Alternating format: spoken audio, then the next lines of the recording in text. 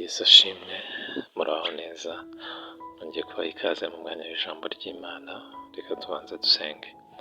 Mana yacu, Mana nziza, Mana y'urukundo, tugushimiye ko duhaye umwanya wo kongera kumva ijambo ryawe. Yemerera uganire n'imitima yacu kandi udushoboze kuryakira rinasohoza umurimo waryo muri twebwe. Tubisabye twizeye mu izina rya Yesu Kristo, amen. Uyu ni umunsi wa kabiri tuganira ku ijambo ryacu ku nsanganyamatsiko yo kuba umwana w'Imana by'ukuri. Baha ikaze rero muri uyu mwanya. Ku munsi wa mbere twabonye ko kuba umwana w'Imana tubiheshwa no kwizera. Twasomye ijambo rivuga ngo abamwemeye bose bakizera izina rye yabahaye ubushobozi bwo kuba abana b'Imana. Twabonye ko bisaba bahera mu kumwemera, mu cyongereza to receive, ukamwemera ukamwakira, hanyuma rero ukamwizera. Kumwizera muri byose bikaguhesha guhinduka umwana we. Kuri uyu munsi wa kabiri rero tugiye gusoma ijambo ry'Imana dusanga mu rwandiko rwa mbere ko rwanditswe na Yohana, ibice 3 umurongo wa mbere. Ubundi turakomeza tuganire ku kuba umwana w'Imana by'ukuri. Urwandiko rwa mbere Yohana yanditse, ibice 3 umurongo wa mbere, yanditse ngo nimurebe urukundo ruhebuje Data wa twese yadukunze, rwatumye twitwa abana b'Imana, kandi niko turi. Nicyo gituma ab'isi batatumenye kuko batayimenye. Imana yatugirije neza. Kuba Imana yaratwemeye nk'abana bayo ni ibintu byaturutse mu rukundo rukomeye. Ntabwo yabiduhaye ifite indi mibare irimo kutubaramo ngo wenda nimugire umwana wanjye nzamwungukamo ibi n'ibi. Oya, yadukunze ntacyo dufite, nta n'iki dutekerezamo kindi, nyine mu buryo bw'inyungu bushobora kuyungura, kuko ifite byose, irihagije. Ahubwo ni ibintu twebwe ubwacu yatwikundiye mu rukundo rwayo rukomeye cyane, bituma iduhindura abana bayo. Imana yatugirire neza.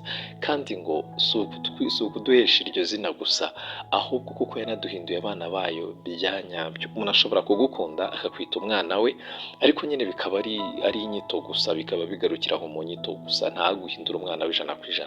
Ariko Imana yo yaradukunze kuko iduhindura abana bayo. Imana yatugirire neza. Kandi mu kuduhindura abana bayo ntago yatwadopse. Kwadopta ni kumwe mu byo ashobora kugenda agafata umwana akamwiyandikishaho agahinduka uwe. Ibyo bintu ni byiza pe, ababikora Imana ijye bahereza umugisha. Ariko twebwe ntabwo ari ubwo buryo Imana yakoresheje. Ntabwo yatwadopse, kuko yiza kutwadopta hari isano tutari kuba dufite neza. Imana itugirire neza. Sinzi niba mwari mwumva nk'abantu wenda bari kwipresenta, yavuga ati mfite abana 5 mu rugero, ariko kandi nkagira n'undi mwana nawe ni uwacu. Cyangwa ukajya muri urwo rugo ukabona abana baho bose babafata neza, ariko harimo udasa n'uwabo. Wabaza neza akavuga turiya baramwadopse. Kwa Yesu Kristo rero ntabwo ari gutyo bimera.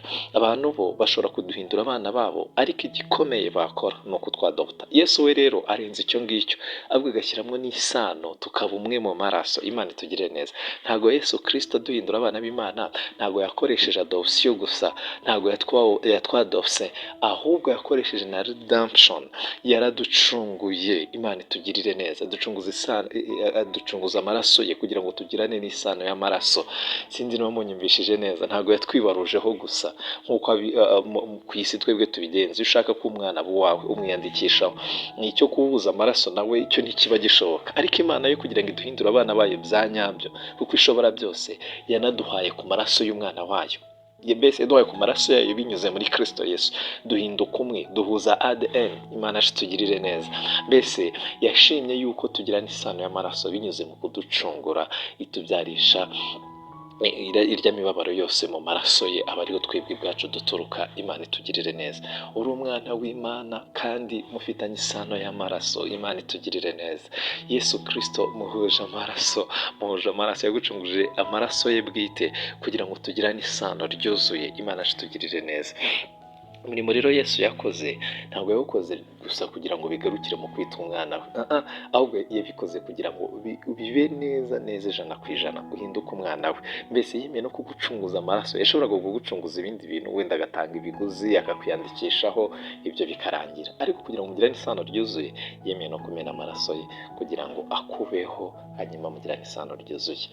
Tugana ku musozo rero, ibyo uvuga, ibyo utekereza, ibyo ukora, uko ugenda, uko ukora akazi kawe, uko ukora gahunda zawe, byose bigaragaza isano ufitanye na Yesu Kristo, bigaragaze ko uri umwana w'Imana.